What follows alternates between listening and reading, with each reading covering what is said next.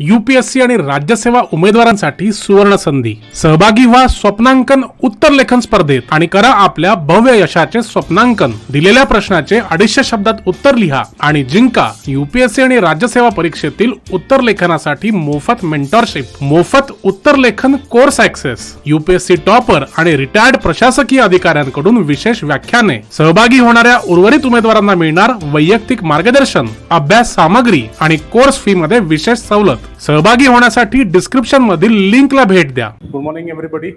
So राज्यसेवा पूर्व परीक्षा 2024 या एक्झामला अनुसरून आपण रिव्हिजन सेशन्स कंडक्ट करत आहोत आपल्या या प्लॅटफॉर्मवर.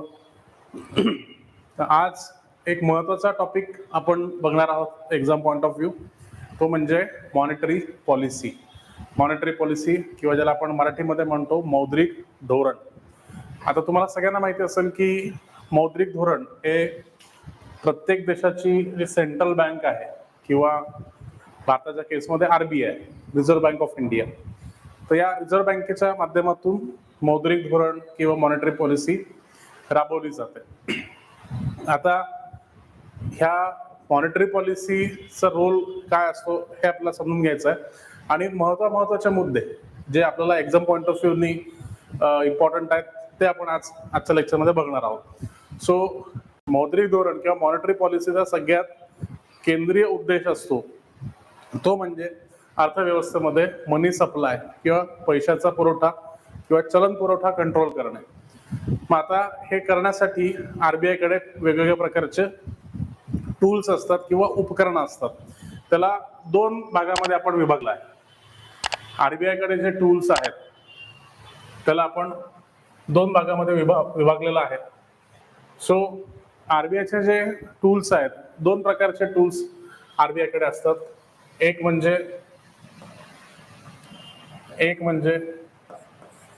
क्वांटिटेटिव्ह टूल्स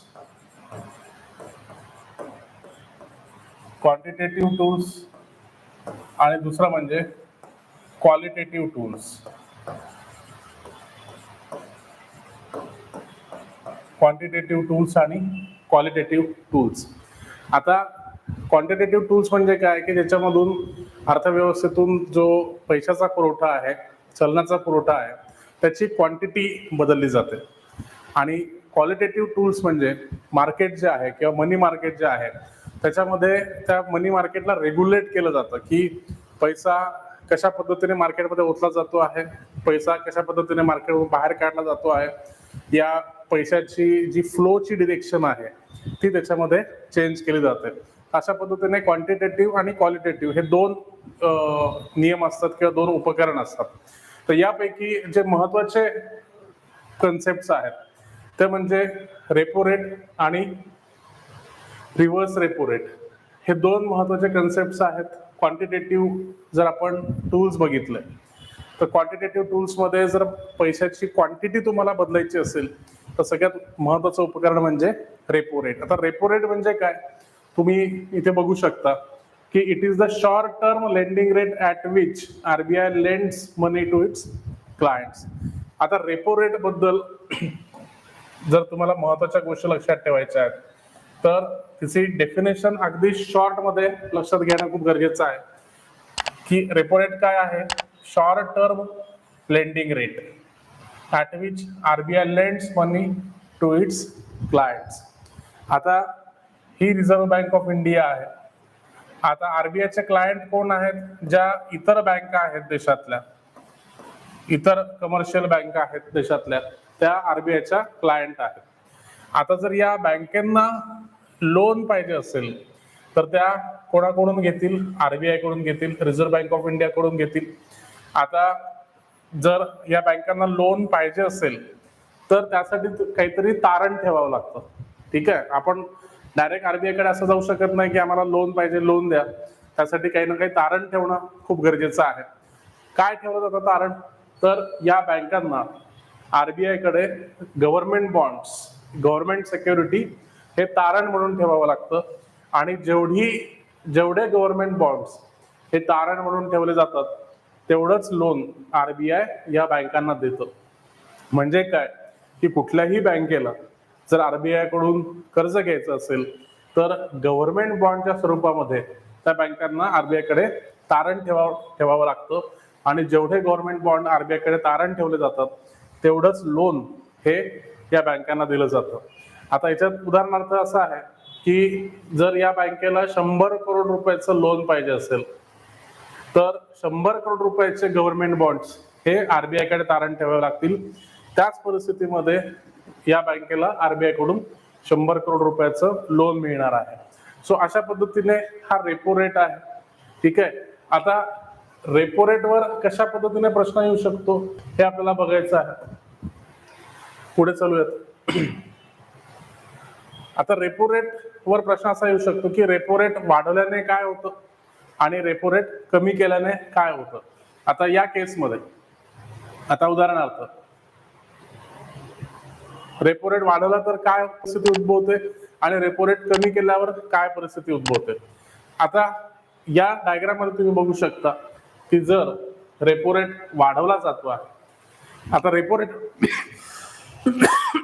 आता रेपो रेट म्हणजे काय, तर आपण आतापर्यंत ही स्टोरी बघितली की गव्हर्नमेंट बॉन्ड हे तारण म्हणून ठेवले जातात आरबीआय कडे आणि जेवढे बॉन्ड्स हे आरबीआय कडे तारण म्हणून ठेवले जातात तेवढंच लोन हे आरबीआय इतर बँकांना देऊ शकतं. आता जे लोन घेतलेलं आहे या बँकांनी आरबीआय कडून जे लोन यांनी घेतलेलं आहे त्याच्यावर फेडला जाणारा जे व्याज दर आहे त्याला आपण रेपो दर म्हणतो मित्रांनो. मग आता रेपो दर वाढवल्याने काय होईल आणि रेपो दर कमी केल्याने काय होईल या सिनारिओवर आपल्याला प्रश्न विचारला जाऊ शकतो. आता तुम्ही लक्षात घ्या की रेपो दर म्हणजे काय की जो दर बँकांना आरबीआयला द्यावा लागतो, जो व्याज दर सर्व बँकांना आरबीआयला द्यावा लागतो तो व्याज दर म्हणजे रेपो दर. आता हा रेपो दर जर वाढवला तर काय होईल, हे जे लोन ह्या बँका घेत आहेत आरबीआय कडून ते लोन महाग होतील. ठीक आहे. आणि हे लोन महाग झाले तर या बँका आरबीआय कडून जास्तीत जास्त लोन्स घेणार नाहीत. जर या बँका आरबीआय कडून लोन घेणार नाही तर या बँकांना इतर जे देणेकरी आहेत अर्थव्यवस्थेमध्ये इतरांना कर्ज देणं अशक्य होईल, कर्ज देणं कठीण होईल. अशा पद्धतीने ही व्याज जर वाढवली तर आरबीआय अर्थव्यवस्थेतील चलन पुरवठा हा कमी करू शकतो किंवा डिक्रीज करू शकतो. जर आरबीआयने हे व्याज जर वाढवलं तर या बँकांसाठी कर्ज महाग होणार आहे. मग जेव्हा रेपो रेट वाढवला जातो तेव्हा या बँका काय करतील, याही आपल्या ग्राहकांसाठी व्याज दर वाढवतील. त्यामुळे अशा पद्धतीने अर्थव्यवस्थेमध्ये कर्ज महाग होत जातात, कर्जाची जी अवेलेबिलिटी आहे ती कमी होत जाते आणि कर्ज घेऊन खर्च करण्याची जी प्रवृत्ती आहे ती कमी होते आणि जेणेकरून अर्थव्यवस्थेमध्ये चलनाचा पुरवठा कमी केला जातो. अशा पद्धतीने समजा 1% जर व्याज दर वाढवला गेला तर इकॉनॉमीमध्ये त्याचा इफेक्ट असा होतो की जवळजवळ 1000 करोड इकॉनॉमी मधून हे बाहेर खेचले जातात किंवा अर्थव्यवस्थेतून ते बाहेर काढले जातात किंवा आरबीआयच्या तिजोरीमध्ये ते येतात. कारण की पैशाचा जो पुरवठा आहे किंवा चलन पुरवठा आहे त्याच्यावर या व्याजदराचा परिणाम होतो. आता पुढे बघूयात की व्याजदर किंवा रेपो दर हा कमी केल्यानंतर काय होतं. आता या डायग्राम मध्ये तुम्ही बघू शकता की परिस्थिती तीच आहे. या बँकेला आरबीआय कडून कर्ज घ्यायचं आहे म्हणून आरबीआय कडे गव्हर्नमेंट बॉन्ड हे तारण ठेवलेले आहेत आणि आरबीआयने या बँकांना कर्ज दिलेलं आहे. आता यावरचा जो व्याज दर आहे हा व्याज दर जर आरबीआयने कमी केला तर काय होईल, या बँकांसाठी अशा पद्धतीचं कर्ज हे स्वस्त होऊन जाईल, स्वस्त कर्ज उपलब्धता होऊन जाईल. ठीक आहे. आणि कर्ज जर स्वस्त झालं तर या बँका इतरांसाठी जे कर्ज देतील त्याचेही व्याज दर कमी केले जातील आणि अशा पद्धतीने काय होईल, अर्थव्यवस्थेमध्ये इतरांना कर्जाची उपलब्धता वाढेल आणि कर्जाचे व्याज दर कमी होतील. मग याचा पूर्ण जो इफेक्ट आहे हे काय होतं की जर रेपो रेट जर कमी केला गेला तर त्यामुळे अर्थव्यवस्थेमध्ये चलन पुरवठा हा वाढतो. चलन पुरवठा किंवा मनी सप्लाय वाढतो, कर्जाची उपलब्धता वाढते आणि व्याजदर कमी होतात. सो अशा पद्धतीने सिनारिओ बेस्ड क्वेश्चन्स आपल्याला बघायचे असतात मित्रांनो, की आरबीआयने एखादा निर्णय घेतला तर त्याचा परिणाम अर्थव्यवस्थेवर काय होतो, किंवा वित्त मंत्रालयाने अर्थ मंत्रालयाने जर एखादा निर्णय घेतला तर त्याचा परिणाम इकॉनॉमीवर काय होतो. अशा पद्धतीचे सिनारिओ बेस्ड क्वेश्चन्स आपल्याला बघायचे असतात. आता इथून पुढे पुढचा जो टॉपिक आहे तो म्हणजे CRR आणि SLR. CRR आणि SLR. CRR चा फुल फॉर्म काय आहे? Cash reserve ratio. Cash reserve ratio. आता या कन्सेप्टचा अर्थ समजून घेताना आपल्याला हे बघायचं की याच्यामध्ये नेमकं काय केलं जातं. तर सगळ्यात पहिले कॅश रिझर्व बद्दल जर सगळ्यात महत्वाची फॅक्ट जर बघायची झाली, ज्या फॅक्टवर प्रश्न येऊ शकतात की CRR चा उगम कुठे आहे, तर आरबीआय ऍक्ट 1934 चा जो सेक्शन 42 आहे, सेक्शन 42(1) यामध्ये कॅश रिझर्व रेशोचा उल्लेख आहे. आता याचा अर्थ काय होतो की जर ही बँक आहे, बँक कशा पद्धतीने कार्य करते हे तुम्हाला माहिती पाहिजे. बँक आहे, बँकामध्ये व्यक्ती असतील, कुटुंब असतील, हे लोक काय करतात? डिपॉझिट ठेवतात, ठेवी ठेवतात. तर कॅश रिझर्व रेशो मध्ये अशी तरतूद असते की जेवढ्या ठेवी या बँकांकडे येतील त्याची एक टक्केवारी ती रिझर्व्ह बँक ऑफ इंडियाकडे या प्रत्येक बँकेला ठेवावी लागते. समजा 100 रुपये ठेवीमध्ये जमा झाले असतील तर त्याची एक ठराविक टक्केवारी या बँकेला आरबीआय कडे ठेवावी लागते. कोणत्या फॉर्म मध्ये? तर कॅश फॉर्म मध्ये. म्हणजे काय? चलनाच्या स्वरूपामध्ये प्रत्येक बँकेला आरबीआय मध्ये थोडीशी रक्कम ठेवावी लागते. आणि ती रक्कम किती असते? तर एकूण ठेवीच्या ठराविक टक्केवारीनुसार. आता समजा या बँकेतल्या ज्या ठेवी आहेत त्या वाढत गेल्या तर जास्तीत जास्त पैसा, जेवढ्या ठेवी वाढतील तेवढी जास्त कॅश ही आरबीआय कडे प्रत्येक बँकेला मेंटेन करावी लागेल. आता याचा अर्थ असा होतो की सगळ्यात पहिले एक लक्षात घ्या की हे लक्षात कसं ठेवायचं, हा कन्सेप्ट कसा लक्षात ठेवायचा. Cash reserve ratio. कॅश म्हणजे काय? चलन. ठीक आहे. रिझर्व म्हणजे काय? आरबीआय. आणि रेशो म्हणजे काय? गुणोत्तर. आता याच्या नावातच या कन्सेप्टचा अर्थ लपलेला आहे. काय ठेवायचं आहे? तर कॅश ठेवायची आहे. कुठे ठेवायची? तर रिझर्व्ह बँकेकडे ठेवायची. आणि किती ठेवायची? तर ती गुणोत्तराच्या एक जे गुणोत्तर आहे त्या गुणोत्तराच्या स्वरूपात ठेवायची आहे. ते कशाचं असलं गुणोत्तर? ते डिपॉझिट पैकी ठराविक रकमेचं ते गुणोत्तर असतं. आता उदाहरणार्थ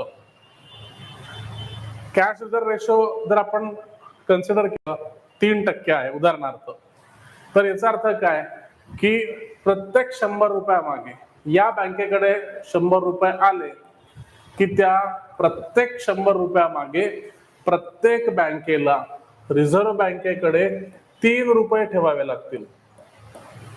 3 रुपये. यालाच म्हणतो आपण 3% कॅश रिझर्व रेशो. मग आता जर 1000 रुपये झाले असतील, 1000 रुपये, तर आपल्याला 30 रुपये हे CRR म्हणून त्या बँकेमध्ये ठेवावे लागतील. ठीक आहे. 100 रुपयाच्या मागे 3 रुपये आणि 1000 रुपयाच्या मागे 30 रुपये. अशा पद्धतीने जेवढे 100 वाढत जातील तेवढे पैसे हे आपल्याला आरबीआयच्या तिजोरीत ठेवावे लागतील कॅश फॉर्म मध्ये. याला आपण म्हणतो cash reserve ratio.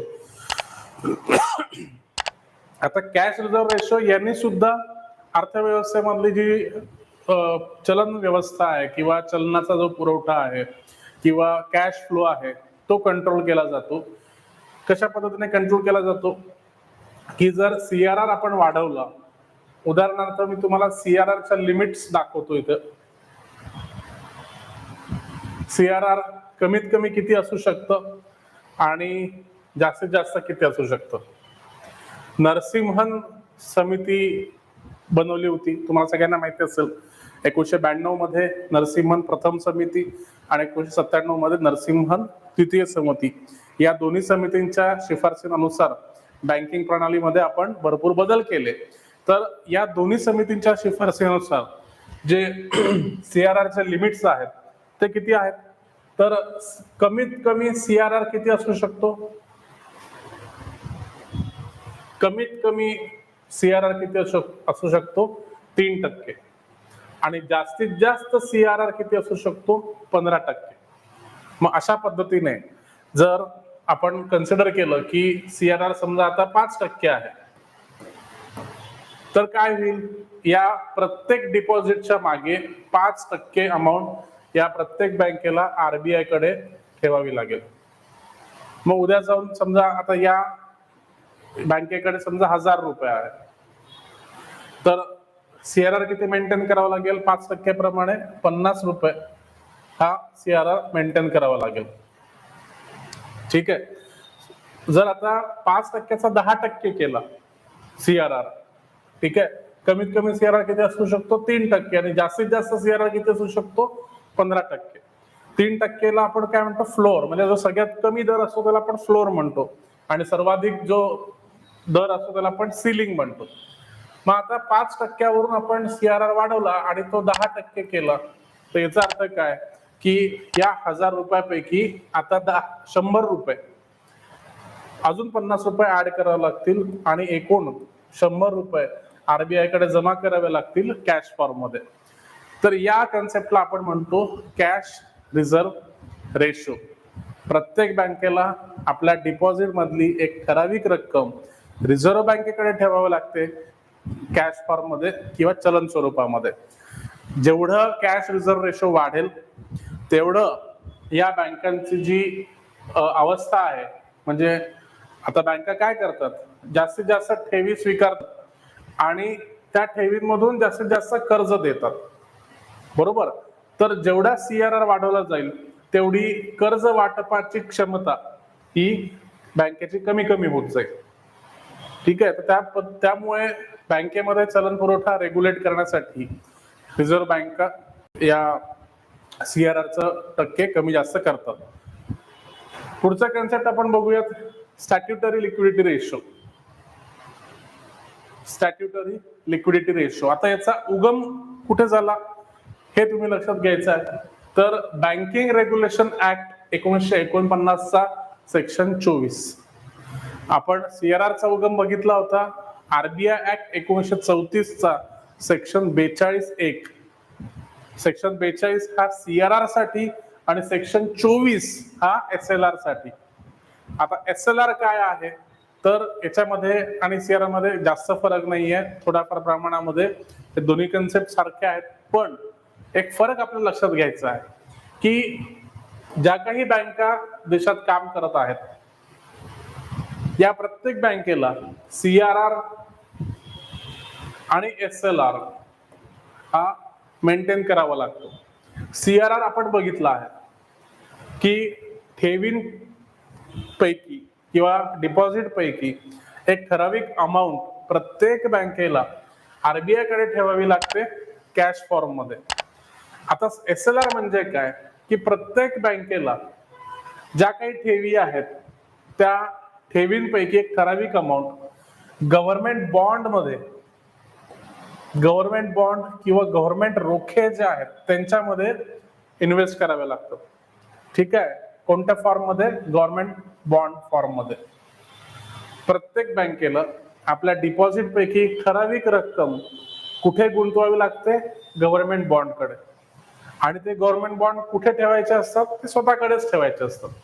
So statutory liquidity रेशोचा सरळ सरळ अर्थ असा आहे की देशामध्ये जेवढ्याही बँका आहेत त्यांना एकूण ठेवींपैकी, एकूण डिपॉझिट पैकी एक ठराविक अमाऊंट गव्हर्नमेंट बॉन्ड मध्ये गुंतवावी लागते आणि ते गव्हर्नमेंट बॉन्ड स्वतःकडेच ठेवावे लागतात. ठीक आहे. SLR CRR मध्ये काय होतं, CRR मध्ये कॅश रिझर्व्ह रेशो काय ठेवायची, कॅश ठेवायची. कुठे ठेवायची, RBI कडे ठेवायची.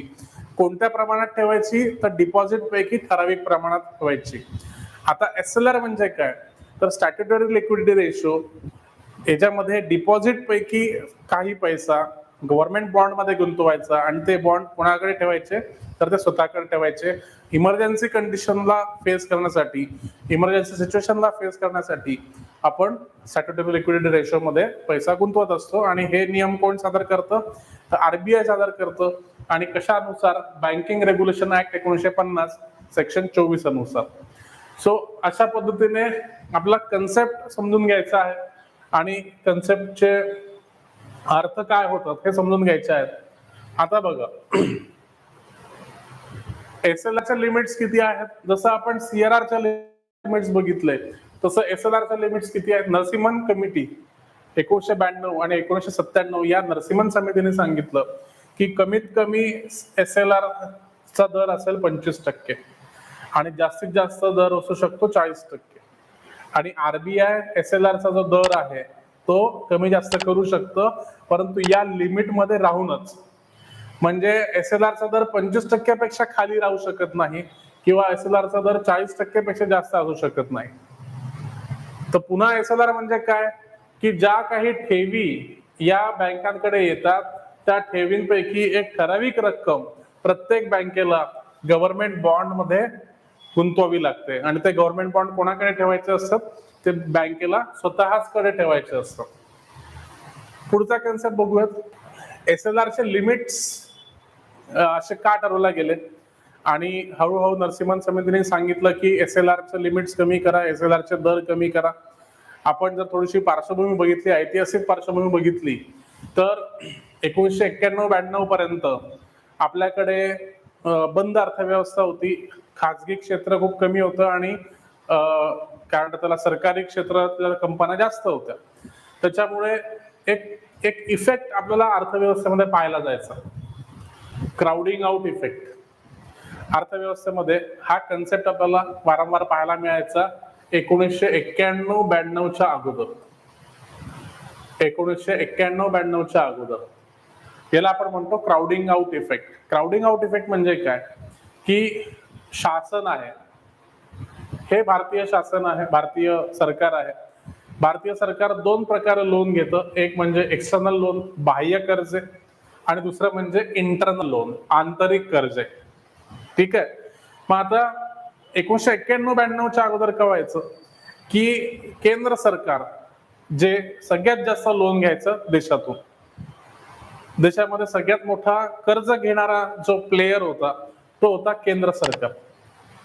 आणि देशामध्ये जेवढ्याही बँका होत्या या बँकांसाठी जी एसएलआर लिमिट होती ती 40% होती. म्हणजे काय, ह्या जेवढ्याही बँका होत्या अगोदर, आता हे जे लोगोज आहेत हे जस्ट मी एक्झाम्पल म्हणून तुम्हाला दाखवलेत. जेवढ्याही बँका होत्या, खाजगी बँका किंवा सरकारी बँका, त्यांना आपल्या ठेवींपैकी 40% अमाऊंट ही कंपल्सरीली गव्हर्नमेंट बॉन्ड्स मध्ये, गव्हर्नमेंट रोख्यांमध्ये गुंतवावी लागायची. आणि त्याची लिमिट काय होती 40%. म्हणजे प्रत्येक 100 रुपये ठेवी मागे प्रत्येक बँकेला जवळजवळ 40 रुपये स्टॅट्युटरी लिक्विडिटी रेशो मध्ये मेंटेन करावे लागायचे. म्हणजेच काय तर हा पैसा कोणाकडे जायचा, केंद्र शासनाकडे जायचा कर्ज स्वरूपामध्ये. गव्हर्नमेंट बॉन्ड काय आहे, हे कर्ज रोखे आहे. शासनाला जर बाजारातून कर्ज घ्यायचं असेल तर शासन काय करतं, गव्हर्नमेंट बॉन्ड इश्यू करतं. आणि बँका जेवढे जास्तीत जास्त गव्हर्नमेंट बॉन्ड विकत घेतील याचा अर्थ काय की बँका शासनाला कर्ज देत आहेत. यामुळे देशातला सगळ्यात मोठा जो कर्ज घेणारा प्लेयर होता तो होता केंद्र शासन. आणि त्यामुळे प्रायव्हेट सेक्टरला, खाजगी क्षेत्राला कर्जाची उपलब्धीच नसायची. कारण की असंही खाजगी क्षेत्राला म्हणजे काय म्हणतात त्याला प्रमोट केलं जात नव्हतं 1991-92च्या अगोदर. आणि जेव्हा देशातला सगळ्यात मोठं कर्ज हे शासनाकडे जातं तेव्हा आपण त्या इफेक्टला म्हणतो crowding out effect. Crowding out effect म्हणजे काय, संपूर्ण अर्थव्यवस्था कोण व्यापून घेत आहे, सरकारच व्यापून घेत आहे. याला आपण म्हणतो क्राउडिंग आउट. क्राउडिंग आउट करणे म्हणजे काय, इंग्लिश मधलं हे फ्रेज आहे त्याचा अर्थ लक्षात घ्या तुम्ही. क्राउडिंग आउट करणे म्हणजे काय की समजा आपण ग्रुपमध्ये समजा कुठे चाललेलो आहोत, तुम्ही तुमच्या मित्रमैत्रिणींसोबत धाब्यावर वगैरे जेवायला गेले असाल किंवा थिएटरमध्ये पिक्चर पाहायला गेले असाल. म्हणजे आमच्याकडे आम्ही लहान होतो, कॉलेजमध्ये होतो, तेव्हा आम्ही घोळक्यानी चित्रपट बघायला जायचो. 50-60 लोक, मित्र मैत्रिणी सगळे आम्ही पिक्चर बघायला जायचो. तर त्याच्यामुळे काय व्हायचं की अख्ख्या थिएटरमध्ये फक्त आमचाच ग्रुप असायचा, आमचाच घोळका असायचा. आणि बाकी मग तिघं चौघं कुठेतरी या कोपऱ्यात बसलाय, कोणीतरी त्या कोपऱ्यात बसलाय, पण आम्हीच त्या थिएटरमध्ये किंवा त्या हॉटेलमध्ये घोळका करून बसायचो. याला म्हणतात क्राउडिंग आउट इफेक्ट. म्हणजे एखाद्या जागेमध्ये आपण चाललं जायचं आणि सगळी जागा व्यापून घ्यायची, याला आपण म्हणतो क्राउडिंग आउट इफेक्ट. मग यामध्ये सरकार काय करायचं, अर्थव्यवस्थेमध्ये क्राउडिंग आउट करायचं. अर्थव्यवस्थेमधला जो सगळा स्पेस आहे तो कोण काबीज करून घ्यायचं, सरकार काबीज करून घ्यायचं. अर्थव्यवस्थेमध्ये उपलब्ध असणारं जे कर्ज आहे त्यातला सर्वात मोठा वाटा कोण घ्यायचं, सरकार घ्यायचं. याला आपण म्हणतो क्राउडिंग आउट इफेक्ट. आणि हा क्राउडिंग आउट इफेक्ट कमी करण्याचा संदेश हा नरसिम्हन समितीने दिला. आणि हळूहळू जे SLR चे दर 40% होते ते हळूहळू करून ते कमी करण्यात आले आणि आता ते 15% आसपास असतात. जे लेटेस्ट फिगर्स आहेत हे तुम्हाला इंटरनेटवर जायचं आहे, RBIच्या वेबसाईटवर तुम्हाला ते लेटेस्ट जे आकडे आहेत ते चेक करायचे आहेत की CRR ची टक्केवारी किती आहे, SLR ची टक्केवारी किती आहे. हे तुम्ही, तुमचं हे होमवर्क आहे की तुम्ही RBIच्या वेबसाईटवर जाऊन ही जी करंट टक्केवारी आहे ती नोंद करून घेणे आणि त्या पद्धतीने ती आकडेवारी लक्षात ठेवणे. अशा पद्धतीने आपण क्राउडिंग आउट इफेक्ट बघितला आहे.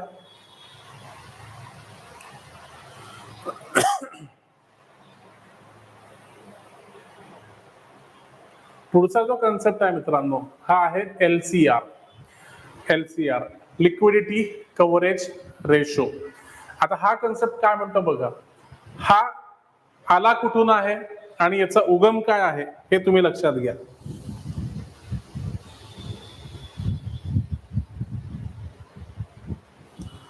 या कन्सेप्टचा उगम काय आहे हे तुम्ही लक्षात घ्या. बँक फॉर इंटरनॅशनल सेटलमेंट्स 17 मे 1930 ला ही एस्टॅब्लिश झाली. याच्या अंतर्गत BIS बँकेच्या अंतर्गत Basel committee on banking supervision, BCBS, Basel committee on banking supervision, ही आंतरराष्ट्रीय पातळीवर एक समिती आहे जी बँकिंग संबंधी गाईडलाईन्स जारी करते. आणि याच्या अंतर्गत ज्या बेसल 3 नॉर्म्स आहेत ज्या 2009 मध्ये आल्या होत्या. आता बेसल नॉर्म्स काय आहेत हे तुम्हाला माहिती आहे की जागतिक पातळीवर या बेसल कमिटी ऑन बँकिंग सुपरविजननी काही गाईडलाईन्स दिलेल्या आहेत. अशा 3 प्रकारच्या गाईडलाईन्स आतापर्यंत दिलेल्या आहेत. एक म्हणजे बेसल 1, एक म्हणजे बेसल 2 आणि एक म्हणजे बेसल 3. तर बेसल 3 ज्या नॉर्म्स आहेत या लेटेस्ट आहेत, या 2009 मध्ये आलेल्या आहेत. 2008चं जे लेहमन ब्रदर्स क्रायसिस झालं होतं आणि ज्याच्यामध्ये ग्लोबल इकॉनॉमिक रिसेशन आलं होतं, या क्रायसिस नंतर हे बेसल 3 नॉर्म्स आलेले आहेत. तर या बेसल 3 नॉर्म्सचा हा भाग आहे लिक्विडिटी कव्हरेज रेशो. आता लिक्विडिटी कव्हरेज रेशोचा अर्थ असा आहे की जेव्हा इमर्जन्सी सिच्युएशन असते तेव्हा बँकेकडे पुरेशी कॅश असणं खूप गरजेचं आहे, पुरेशी कॅश मेंटेन करणं खूप गरजेचं आहे. आता जर तुम्ही एखाद्या बँकेचं वर्किंग कसं चालतं हे जर तुम्हाला माहिती असेल तर खूप सारा पैसा दिवसभरात बँकेकडे येतो आणि खूप सारा पैसा बँकेच्या बाहेर जातो. ठीक आहे, अनेक लोक, वेगवेगळे लोक बँकांमध्ये पैसा जमा करतात, डिपॉझिट करतात आणि अनेक लोक हे पैसे काढणारे असतात. कोणाची सॅलरी झालेली असते, कोणाचं पेन्शन आलेलं असतं आणि अशा अनेक ट्रान्झॅक्शन दिवसभरामध्ये बँकेमध्ये होतात. सो महिन्याभराचं जर ट्रान्झॅक्शन आपण बघितलं तर खूप सारी कॅश बँकेकडे येते आणि खूप सारी कॅश बँकेकडे जाते. परंतु याच्यामध्ये कधी कधी मिसमॅच पाहायला मिळतं. म्हणजे बँकेकडे जी आवक असते ती कमी आणि जी जावक आहे किंवा जे पैसे बाहेर जाणारे आहेत ते जास्त. तर अशा वेळेस मिसमॅच होऊ शकतं की फक्त उदाहरणार्थ समजा 10 लाख रुपये बँकेकडे आलेले आहेत कॅश मध्ये आणि एखाद दिवशी असं होऊ शकतं की 25 लाख रुपयाची गरज आहे बँकेला. 25 लाख रुपये कॅश घेऊन लोक बँकेच्या बाहेर चाललेले आहेत. म्हणजे कोणी विथड्रॉ करत आहे, कोणी पैसे काढून देत आहे, कोणी FD तोडत आहे, अशा वेगवेगळ्या स्वरूपामध्ये. मग अशा सिच्युएशन मध्ये क्रायसिस सिच्युएशन होऊ शकते, बँक अडचणीत सापडू शकते आणि हे कॅशचे जे काय म्हणतात त्याला मिसमॅच आहेत याच्याशी या सिच्युएशनला तोंड देण्यासाठी बँकेकडे पुरेशी कॅश असणं गरजेचं आहे. म्हणून हा LCRचा जो कन्सेप्ट आहे, लिक्विडिटी कव्हरेज रेशोचा जो कन्सेप्ट आहे, तो बेसल नॉर्म्सनी सुचवलेला आहे. आता याच्यात काय करायचं असतं की तुम्हाला सगळ्यांना माहिती आहे बँकेचं जे बेसिक कार्य आहे तुम्हाला माहिती आहे. बँक काय करतं, प्रत्येक बँक ठेवी स्वीकारतं. ज्या ठेवी असतात त्याला आपण बँकांचे लायबिलिटी म्हणतो, जबाबदारी म्हणतो. मग कुटुंब असतील, संस्था असतील, व्यक्ती असतील, ते काय करतात, बँकेमध्ये ठेवी जमा करतात. आणि बँक काय करतं, ज्या काही ठेवी जमा झालेल्या आहेत या ठेवींमधून कर्जांचं वाटप करतं. बरोबर. ज्या आलेल्या ठेवी आहेत त्यांच्या अगेन्स्ट मध्ये बँक काय करतं, व्याज देतं. आणि जे वाटलेले कर्ज आहेत त्यांच्या अगेन्स्ट व्याज वसूल केलं जातं. म्हणजे काय, लोकांकडून पैसा घ्यायचा, त्याच्या बदल्यात त्यांना व्याज द्यायचं. इकडे या साईडला वेगवेगळ्या लोकांना कर्ज वाटायचे आणि त्यांच्याकडून व्याज वसूल करायचं. त्याच्यामुळे जाणारं व्याज आणि येणारं व्याज यांच्यामध्ये जी तफावत आहे याच्यामध्ये बँक आपलं प्रॉफिट असतं, बँकेचं प्रॉफिट त्याच्यात लपलेलं असतं. अशा पद्धतीने बँक व्यवसाय करते. मग आता लिक्विडिटी कव्हरेज रेशो म्हणजे काय की आपण CRR बघितलं, LCR बघितलं, CRR बघितलं, SLR बघितलं. आता तुम्ही म्हणाल सर LCR काय आहे, तर LCR म्हणजे आता बघा 100 रुपये समजा या बँकेकडे डिपॉझिट आलेले आहेत, 100 रुपयाच्या ठेवी या बँकेकडे डिपॉझिट म्हणून आलेल्या आहेत. त्यापैकी पहिला नियम काय आहे, तर 3% CRR हा मेंटेन करायचा आहे. 3% कॅश रिझर्व्ह रेशो हा मेंटेन करायचा आहे. म्हणजे 100 रुपयापैकी 3 रुपये हे RBI कडे जमा करायचे. त्यानंतर जर SLR 18% असेल, आता जेव्हा मी या PPT बनवला तेव्हा SLR 18% होता. आता जो करंट SLR चा रेट आहे हा तुम्ही RBIच्या वेबसाईटवरून बघायचा आहे. आता SLR जर 18% असेल तर 100 रुपयापैकी पुन्हा 18 रुपये, 100 रुपयापैकी पुन्हा 18 रुपये हे गव्हर्नमेंट बॉन्ड मध्ये गुंतवायचे आहेत. मग आता उरलेला काही पैसा पहिली आपण 3 रुपये CRR मध्ये ठेवले, 18 रुपये SLR मध्ये ठेवले. आता अजून काही रुपये हे आपल्याला LCR मध्ये ठेवायचे आहेत. LCR, liquidity coverage ratio. आता हे किती पैसे ठेवायचे आणि कोणत्या फॉर्मॅट मध्ये ठेवायचे. आता किती पैसे ठेवायचे हे तुम्हाला सांगतो, परंतु CRR मेंटेन केल्यानंतर, SLR मेंटेन केल्यानंतर थोडी अमाऊंट आपल्याला हाय क्वालिटी लिक्विड ऍसेट मध्ये गुंतवायची. High quality liquid asset. आता हाय क्वालिटी लिक्विड ऍसेट म्हणजे काय, लिक्विड ऍसेट म्हणजे असे ऍसेट असतात की जे आपण पटकन विकून त्याच्यामधला पैसा मोकळा करून घेऊ शकतो. आता गव्हर्नमेंट बॉन्ड हा सुद्धा एक लिक्विड ऍसेट आहे. कॉर्पोरेट बॉन्ड सुद्धा लिक्विड ऍसेट आहे. म्हणजे काय, तो बॉन्ड तुम्ही जर मार्केटमध्ये नेऊन विकला तर त्याचे पैसे तुम्हाला मिळतील. ठीक आहे. तर अशा पद्धतीच्या हाय क्वालिटी लिक्विड ऍसेट मध्ये बँकांना थोडी अमाऊंट गुंतवायची असते आणि ज्याला आपण लिक्विडिटी कव्हरेज रेशो म्हणतो. पण आता महत्वाचा मुद्दा आहे की किती पैसे LCR मध्ये गुंतवायचे. LCR मध्ये किती पैसे गुंतवायचे, तर एका महिन्याचं जे नेट कॅश आउटगो आहे तेवढी अमाऊंट ही प्रत्येक बँकेला हाय क्वालिटी लिक्विड ऍसेट मध्ये गुंतवायची आहे. आता हाय क्वालिटी लिक्विड ऍसेट मध्ये किती पैसे गुंतवायचे आणि एका महिन्याचा नेट कॅश आउटगो म्हणजे काय लक्षात घ्या. आता ही बँक आहे आणि या बँकेमध्ये जर आपण सरासरी विचार केला तर एका महिन्याला 10 लाख रुपये हे या बँकेकडे येतात. सरासरी काढतोय. कुठल्या महिन्यात 12 लाख रुपये येतील, कुठल्या महिन्यात 15 लाख रुपये येतील, कुठल्या महिन्यात 7 लाख रुपये येतील, कुठल्या महिन्यात 5 लाख रुपये येतील. तर यांची आपण सरासरी काढली तर ती 10 लाख रुपये येते. आणि एका महिन्याला सरासरी जर आपण बघितलं तर 20 लाख रुपये हे बँकेच्या बाहेर जातात.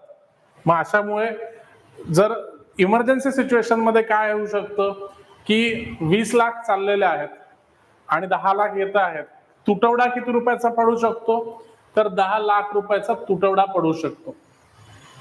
ठीक आहे, तर हे 10 लाख रुपये झाले या बँकेचे नेट कॅश आउटगो. एका महिन्याचं नेट कॅश आउटगो किती झाला, 10 लाख रुपये. कारण की 10 लाख रुपये येत आहेत आणि 20 लाख रुपये जात आहेत, तर तफावत कितीची आहे, 10 लाख रुपयाची. म्हणजे कुठल्याही सिच्युएशनला, कुठल्याही परिस्थितीमध्ये या बँकेला 10 लाख रुपये वेगळे काढून ठेवायचे आहेत अशा पद्धतीच्या इमर्जन्सी सिच्युएशन पासून स्वतःला वाचवण्यासाठी. म्हणजे 10 लाख रुपये जर ते हाय क्वालिटी लिक्विड ऍसेट मध्ये जर गुंतवले असतील, 10 लाख रुपये जर अशा पद्धतीने हाय क्वालिटी लिक्विड ऍसेट मध्ये गुंतवले असतील, तर इमर्जन्सी सिच्युएशन मध्ये पुढे जाऊन जेव्हाही कॅशचा तुटवडा पडणार आहे तेव्हा त्या बँकेला ते हाय क्वालिटी लिक्विड ऍसेट विकून आपले पैसे सोडवता येतील. सो अशा पद्धतीने जे बेसिक कन्सेप्ट आहेत आणि या बेसिक कन्सेप्ट संबंधी जे लेटेस्ट अपडेट्स आहेत हे आपल्याला एक्झाम पॉइंट ऑफ व्ह्यू खूप महत्वाचे आहेत, यांना आपल्याला फॉलो करायचं आहे. आता पुढचा जो कन्सेप्ट आहे तो म्हणजे कॉल मनी मार्केट. कॉल मनी मार्केट म्हणजे काय, सिंपल आहे की जेव्हा दोन बँका, कमर्शियल बँका एकमेकांसोबत व्यवहार करतात, एकमेकांकडून कर्जाची देवाणघेवाण करतात, आणि विशेष म्हणजे याच्यासाठी जो कालावधी असतो तो म्हणजे 24 तास. याच्यासाठी जो कालावधी असतो तो 24 तास असतो. 24 तासाच्या कालावधीसाठी दोन बँका जेव्हा एकमेकाशी कर्जाची देवाणघेवाण करतात त्याला आपण कॉल मनी मार्केट म्हणतो.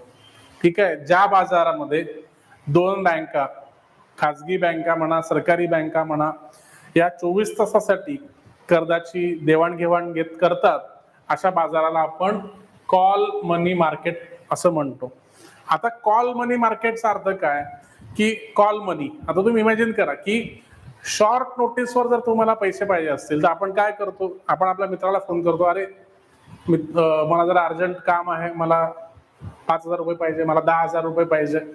आपण फोन करून पैसे मागवून घेतो किंवा आपण पैसे घरी मागतो किंवा इतरांना मागतो. तर अशा वेळेस तर या सिच्युएशनला हँडल करण्यासाठी जेव्हा इमर्जन्सी सिच्युएशन येते, अशा इमर्जन्सी सिच्युएशन मध्ये जेव्हा 24 तासासाठी कुठल्याही बँकेला कर्ज पाहिजे असतं तेव्हा ती दुसऱ्या बँकेला कॉल करते आणि शॉर्ट नोटीसवर पैसे मागवून घेते, त्याला आपण म्हणतो कॉल मनी मार्केट. सो याच्यावर कशा प्रश्न येऊ शकतात हे तुम्ही लक्षात घ्यायचं. तर या कॉल मनी मार्केटचे जे गुणधर्म आहेत, सगळ्यात पहिला गुणधर्म काय आहे की 24 तासांसाठी याच्यामध्ये कर्ज घेतलं जातं किंवा दिलं जातं. आता याच्यातही प्रकार आहे की जर 24 तासासाठी जर कर्ज घेतलं जात असेल, ओव्हरनाईट जर बॉरोइंग असेल किंवा 24 तासांपुरतं जर कर्ज असेल तर त्याला आपण म्हणतो कॉल मनी. आणि जर 15 दिवसापर्यंतचं जर कर्ज असेल, अप टू 15 डेज, तर त्याला आपण म्हणतो नोटीस मनी. मग अशा पद्धतीने कर्जाची देवाणघेवाण 15 दिवसापर्यंत असेल तर त्याला नोटीस पिरियड, नोटीस मनी म्हटलं जातं, आणि 24 तासासाठी कर्ज घेतलं असेल तर त्याला कॉल मनी म्हटलं जातं. आता याच्यामध्ये व्याज दर जी आहे, व्याज दर किती असते, तर जो चालू रेपो रेट असतो, चालू रेपो रेट, या चालू रेपो रेटच्या अनुसार या बाजारामधले व्याजदर ठरवले जातात. आता हे जे डिलिंग आहे, हे कर्जाची देवाणघेवाण करण्याचं जे डिलिंग आहे, हे कुठे केलं जातं, तर त्यासाठी एक प्लॅटफॉर्म तयार केला गेलेला आहे. त्या प्लॅटफॉर्मचं नाव आहे नेगोशिएटेड डिलिंग सिस्टीम, कॉल. आणि ओव्हर द काउंटर बायलॅटरल, म्हणजे दोन बँका समोरासमोर येऊन ऑनलाईन पद्धतीने, डिजिटल पद्धतीने व्यवहार करतात, आणि त्या प्लॅटफॉर्मचं नाव आहे नेगोशिएटेड डिलिंग सिस्टीम, NDS. ठीक आहे, तर अशा पद्धतीने हे कॉल मार्केट चालतं. इंटरेस्ट रेट कशावर डिपेंड असतो, तर जो चालू रेपो रेट आहे, तर चालू रेपो रेटच्या आधारावर बिडिंग केलं जातं, बिडिंग प्रोसेस. म्हणजे जो बेसिक रेट असतो, जो आधारभूत व्याज दर असते, त्याच्यावरून मग पुढे बिडिंग प्रोसेस सुरू होते, बोली लावली जाते आणि जी बँक सगळ्यात जास्त बोली लावेल तिला कर्ज दिलं जातं 24 तासांसाठी किंवा 15 दिवसांसाठी. 24 तासासाठी असेल तर त्याला आपण कॉल मनी म्हणतो, 15 दिवसांसाठी असेल तर त्याला आपण नोटीस मनी म्हणतो. सो अशा पद्धतीने कॉल मनी मार्केट हेही आपल्याला परीक्षेच्या पॉइंट ऑफ व्ह्यूनी महत्वाचं आहे. आता कॉल मनी मार्केटमध्ये कोण कोण सहभागी होऊ शकतं हे तुम्ही लक्षात घ्यायचं आहे. कर्ज कोण घेऊ शकतं आणि कर्ज कोण देऊ शकतं हे तुम्हाला विचारलं जाऊ शकतं. तर बॉरोविंग कोण करू शकतं, कर्ज कोण कोण घेऊ शकतं, तर ज्या भारतातल्या शेड्युल्ड कमर्शियल बँका आहेत, त्यासोबतच सहकारी बँका आहेत आणि प्रायमरी डीलर्स. गव्हर्नमेंट रोख्यांमध्ये जे प्राथमिक डीलर्स आहेत त्यांना आपण प्रायमरी डीलर्स म्हणतो. तर शेड्युल्ड कमर्शियल बँका, सहकारी बँका आणि प्रायमरी डीलर हे 3 लोक हे बॉरोविंग करू शकतात, म्हणजे कॉल मनी मार्केट मधून कर्ज घेऊ शकतात. आणि कर्ज कोण देऊ शकतं, लेंडिंग कोण करू शकतं, तर शेड्युल्ड कमर्शियल बँका दुसऱ्या बँकांना कर्ज देऊ शकतात, सहकारी बँका कर्ज देऊ शकतात, प्रायमरी डीलर सुद्धा कर्ज देऊ शकतात. Selected all India financial institution जे आहेत, जसं LIC झालं, नाबार्ड झालं, CDB झालं, तर हे फायनान्शियल इन्स्टिट्यूशन हे कर्ज देऊ शकतात. इन्शुरन्स कंपनी कर्ज देऊ शकते किंवा जे म्युच्युअल फंड्स आहेत, ठराविक म्युच्युअल फंड हे सुद्धा कॉल मनी मार्केटमध्ये कर्ज देऊ शकतात. कर्ज कोण घेऊ शकतं आणि कर्ज कोण देऊ शकतं याच्यावर लिमिटेशन आहे. असं कोणीही कोणाला कर्ज देऊ शकत नाही किंवा प्रत्येक जण कर्ज घेऊ किंवा देऊ शकत नाही, हे आपल्याला लक्षात ठेवायचं आहे. पुढे बघा, पुढचा जो कन्सेप्ट आहे तो आहे marginal standing facility. Marginal standing facility आपण रेपो रेट बघितलं होतं. रेपो रेट मध्ये या ज्या कमर्शियल बँका आहेत किंवा सहकारी बँका आहेत या RBI कडून कर्ज घेतात. RBI कडून कर्ज घेण्यासाठी जे गव्हर्नमेंट बॉन्ड्स आहेत किंवा गव्हर्नमेंट रोखे आहेत ते RBI कडे जमा करतात. जेवढे गव्हर्नमेंट बॉन्ड्स किंवा जेवढे गव्हर्नमेंट रोखे हे बँका RBI कडे जमा करतील तेवढीच अमाऊंट हे कर्ज म्हणून RBI बँकांना देऊ शकतं, हे आपण बघितलेलं आहे. परंतु आता मार्जिनल स्टँडिंग फॅसिलिटी म्हणजे काय की 24 तासांसाठी आता हा जो कन्सेप्ट आहे हा रेपो रेट आणि कॉल मनी मार्केट यांचा मिक्स आहे. रेपो रेट मध्ये कमर्शियल बँका RBI कडून कर्ज घेतात. कॉल मनी मार्केटमध्ये बँका आपापसात लोन घेतात, परंतु 24 तासांसाठी घेतात. आता या दोन्ही कन्सेप्टला जर आपण मिक्स केलं तर मार्जिनल स्टँडिंग फॅसिलिटी मध्ये असं होतं की या ज्या बँका आहेत या RBI कडून कर्ज घेतात, परंतु 24 तासांसाठी कर्ज घेतात आणि याच्यावर जे व्याजदर वसूल केलं जातं ते रेपो रेट पेक्षा 1% जास्त असतं. म्हणून आपण याला म्हणतो it is a penal rate created by RBI. म्हणजे ही एक प्रकारची शिक्षा आहे. बँकांना जर RBI कडून कर्ज घ्यायचं असेल इमर्जन्सी मध्ये 24 तासांसाठी तर बँकांना रेपो रेट पेक्षा 1% जास्त व्याज द्यावं लागतं, म्हणून त्याला आपण पेनल रेट म्हणतो. कधीपासून सुरुवात झाली याची, तर 2011-12 पासून सुरुवात झाली. Emergency borrowing by banks from RBI marginal standing फॅसिलिटीमध्ये या बँका इमर्जन्सी बॉरोइंग करतात RBI कडून. याचं ड्युरेशन किती असतं, तर 24 तासाचं ड्युरेशन असतं. व्याजदर किती असते, 1% above that of current repo rate. What amount can be बोरोड, अप टू 1% ऑफ NDTL. NDTLच्या 1% जास्त ही अमाऊंट असू शकते. सो अशा पद्धतीने आपण repo rate, statutory liquidity ratio, cash reserve ratio, LCR liquidity coverage ratio ह्या गोष्टी बघितल्या. कॉल मनी मार्केट आपण बघितलं, मार्जिनल स्टँडिंग फॅसिलिटी बघितली. तुमचे काही डाऊट्स असतील कमेंट करून तुम्ही विचारा. आता आपण ह्या ज्या सगळ्या कन्सेप्ट्स आहेत त्यांचं एकत्रित एक रिव्हिजन करूयात की कशा पद्धतीने आरबीआय हे मनी मार्केटला, चलन बाजाराला रेग्युलेट करतं. आता कुठल्याही बँकेसोबत कशा पद्धतीची परिस्थिती उद्भवते हे आपण बघणार आहोत. आता ही बँक आहे, या बँकेकडे उदाहरणार्थ जे डिपॉझिट्स आहेत किंवा ठेवी आहेत, ज्याला आपण लायबिलिटी म्हणतो, जबाबदारी म्हणतो, त्या किती आहेत? 100 रुपये लायबिलिटी आहे. म्हणजे असं तुम्ही अज्युम करा की या बँकेकडे एकूण 100 रुपये हे जबाबदारी तयार झालेली आहे किंवा डिपॉझिट्स किंवा ठेवी जमा झालेल्या आहे. आता ही बँक काय करेल? कुठलंही कर्ज देण्याच्या अगोदर प्रत्येक बँकेला हे करावं लागतं की जेवढे डिपॉझिट्स या बँकेकडे येतील त्यापैकी 3% CRR, 18% SLR आणि 1 महिन्याचं LCR, लिक्विडिटी कव्हरेज रेशो मध्ये पैसे मेंटेन करावे लागतील. तर हे किती होतात टोटल? समजा होतात 25 रुपये.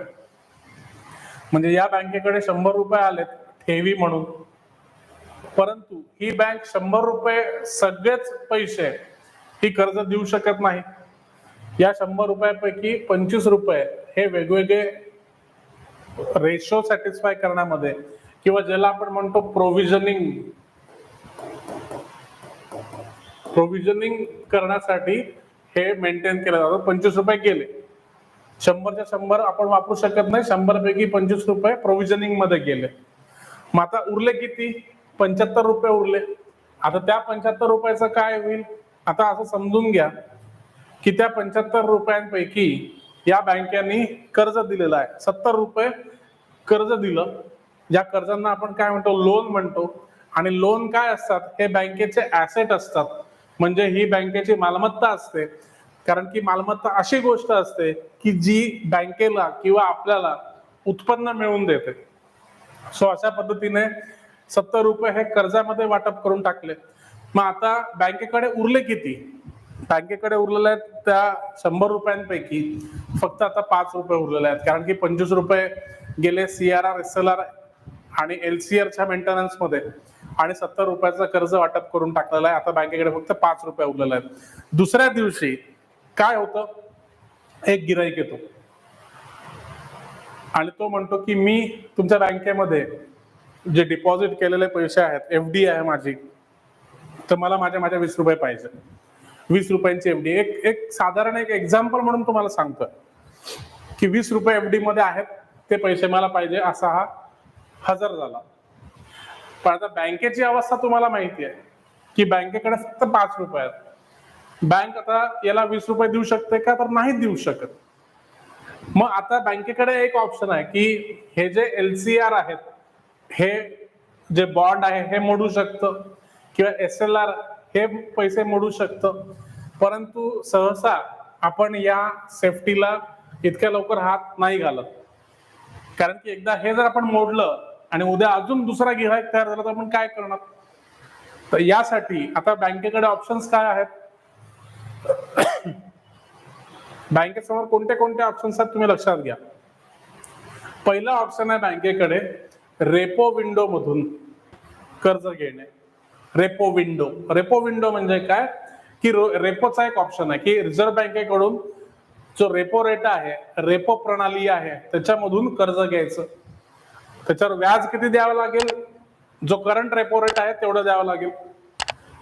बर, आता समजा हे वापरलं आपण, ह्याच्यातून पैसे घेतले, त्या गिरायकाला देऊन टाकले, पुन्हा इमर्जन्सी सिच्युएशन आली, अशा वेळेस काय होईल? दुसरा ऑप्शन काय आहे? तर कॉल मनी मार्केट. म्हणजे 24 तासांसाठी जर कर्ज घ्यायचं असेल किंवा 15 दिवसांसाठी नोटीस मनी पाहिजे असेल तर कॉल मनी मार्केट आहे. परंतु इथे जो इंटरेस्ट आहे, व्याज दर आहे, तो किती आहे? जो किमान व्याज दर आहे तो रेपो रेट आहे आणि त्याच्यावर तुम्हाला बोली लावायची आहे. जेवढी जास्त बोली तुम्ही लावाल तेवढा जास्त तुम्हाला कर्ज मिळेल. आता याच्यात परत मार्केट आहे, हा बाजार आहे. तुम्ही जेवढी जास्त बोली लावाल म्हणजे काय? जास्त व्याज दर तुम्हाला द्यावं लागेल. जो जास्त व्याज दर देईल त्याला ते कर्ज मिळेल. ज्याला जास्त अडचण असेल, ज्याच्या समोर सगळ्यात मोठं संकट असेल, तो सगळ्यात जास्त बोली लावणार आहे. तर अशा पद्धतीने कॉल मनी मार्केटचा एक ऑप्शन आहे. तिसरा ऑप्शन काय आहे? Marginal standing facility. म्हणजे रेपो रेट झाला, कॉल मनी मार्केट झालं, आता एक ऑप्शन उरलेला आहे तो म्हणजे मार्जिनल स्टँडिंग फॅसिलिटी, म्हणजे 24 तासांसाठी आरबीआय कडून कर्ज घेता येणार आहे, परंतु त्याच्यावर व्याज दर किती द्यावा लागणार आहे तर रेपो रेट पेक्षा 1% जास्त. जेव्हा अर्थव्यवस्थेमध्ये परिस्थिती खूप वाईट असते, जेव्हा चलन पुरवठा खूप जास्त असतो, महागाई खूप जास्त असते, तेव्हा आरबीआय याच्यावरही नियंत्रण लावते. 2011-12 नंतर काही वर्ष असं होतं की हा जो MSF रेट होता हा रेपो रेट पेक्षा 3% जास्त होता. म्हणजे जर तुम्हाला या MSF विंडो मधून जर कर्ज घ्यायचं असेल तर तुम्हाला चालू रेपो रेट पेक्षा 3% रेट जास्त द्यावा लागेल. सो अशा पद्धतीने आरबीआय काय करतं, संपूर्ण अर्थव्यवस्थेमध्ये जी बँकिंग प्रणाली आहे त्या बँकिंग प्रणालीवर काय म्हणतात त्याला कंट्रोल करतं, नियंत्रण निर्माण करतं. जो चलन पुरवठा आहे त्याला कंट्रोल केलं जातं आणि चलन पुरवठा कंट्रोल करताना ज्या वस्तूंच्या किमती आहेत किंवा ज्याला आपण म्हणतो चलनवाढ आहे, महागाई आहे, तिला सुद्धा अशा पद्धतीने रेग्युलेट केलं जातं, कंट्रोल केलं जातं. आणि आरबीआयचं जे सगळे रेट्स आहेत ते तिथे मी समराईज करून ठेवलेले आहेत. रेपो रेट 4.5% असेल तर त्याच्या 1% जास्त MSF रेट असतो आणि 1% कमी हा रिव्हर्स रेपो रेट असतो. आणि जो बँक रेट असतो हा आरबीआयचा लॉंग टर्म लेंडिंग रेट आहे, म्हणजे दीर्घ कालावधीसाठी जेव्हा आरबीआय कर्ज देतं तेव्हा बँक रेट त्याला आपण म्हणतो. आणि या सगळ्या रेट्सला कोणाशी जॉईन केलेला आहे, कोणाला अटॅच केलेला आहे, रेपो रेटला अटॅच केलेलं आहे. म्हणजे रेपो रेट ऑटोमॅटिक वाढला तर ऑटोमॅटिक MSF रेट पण वाढेल, रिव्हर्स रेपो रेट पण वाढेल आणि बँक रेट पण वाढेल. आणि म्हणून आपण रेपो रेटला पॉलिसी रेट असं म्हणतो की ज्या रेट मधून आरबीआय आपली मॉनिटरी पॉलिसी एक्झिक्यूट करतं तो सगळ्यात महत्वाचा इंटरेस्ट रेट आहे, त्याला आपण पॉलिसी रेट असं म्हणतो. सो ह्या ज्या सर्व संकल्पना आहेत, या सर्व संकल्पनांवर आपल्याला राज्यसेवा पूर्व परीक्षा असेल किंवा कंबाईन पूर्व परीक्षा असेल यामध्ये प्रश्न विचारला जाऊ शकतो. कन्सेप्च्युअल आधारावर, फॅक्च्युअल आधारावर प्रश्न विचारला जाऊ शकतो. त्यासाठी तुम्हाला अशा पद्धतीने सिनारिओ बेस अभ्यास करायचा आहे. तुमच्या जर काही शंका असतील, प्रश्न असतील, तुम्ही कमेंट करून मला विचारा. तुमचे जे सगळ्यांचे उत्तर आहे ते कमेंट बॉक्समध्येच मी देण्याचा प्रयत्न करीन. सो अशा पद्धतीच्या या रिव्हिजन सेशनसाठी पाहत राहा डॉक्टर अमर जगताप सरांचा पर्स्पेक्टिव्ह यूट्यूब चॅनल आणि छान अभ्यास करा, स्वतःची काळजी घ्या. भेटूयात पुन्हा एकदा नवीन कुठल्या तरी व्हिडिओमध्ये. Thank you so much. UPSC, राज्यसेवा आणि कंबाईन गट ब आणि गट क परीक्षांसाठी वैयक्तिक मार्गदर्शन सत्रे स्वप्न स्टडीजच्या या मोफत मेंटरशिप बॅच मध्ये सहभागी व्हा आणि मिळवा स्वप्न स्टडीज ऍप वरील कोर्सेसवर 80% पर्यंतची भरघोस सवलत. आपले नाव नोंदवण्यासाठी डिस्क्रिप्शन बॉक्स मध्ये लिंक दिलेली आहे.